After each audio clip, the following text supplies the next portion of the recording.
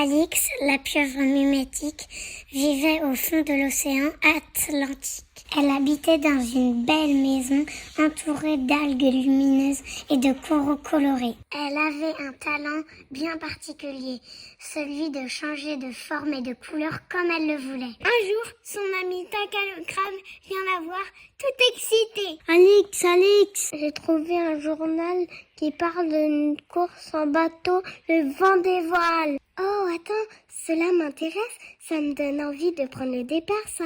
Elle décida de se construire un bateau adapté à toutes ses tentacules pour participer à la course. Elle prit le départ avec les autres voiliers, elle était très enthousiaste.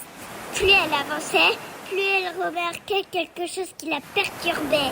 L'eau, qu'elle a toujours connue claire et bleue, devenait de plus en plus foncée et des déchets commençaient à apparaître à la surface. Un jour, elle rencontra un banc de poissons colorés et l'un d'eux se prit la nageoire d'un sac plastique. Aide-moi, s'il te plaît, Zibal. À ce moment-là, elle se demanda qui était le plus important pour elle, la compétition ou sa maison. Elle abandonna la course et elle décida de consacrer son temps à une cause bien plus grande, celle de sensibiliser le monde à la pollution. Le plan était simple. Elle devait rassembler toutes les espèces pour faire entendre leur voix. Ensemble, nous ferons la différence, que vous soyez petite ou grande. Elle commença par convaincre les baleines qui proposèrent d'utiliser leur grande taille pour déplacer d'immenses objets flottants. Puis, elle se tourna vers les tortues.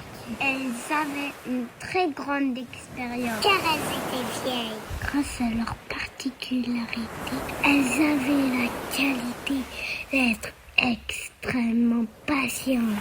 C'est essentiel pour cette mission. Pascal le narval est venu avec ses frères pour aider Alix. Avec leurs longues cornes sensibles, ils pouvaient repérer les zones extrêmement polluées. Violette et Georgette les mouettes avaient une très bonne vue. Grâce à ça, elles pouvaient repérer les plus petits objets dans l'océan.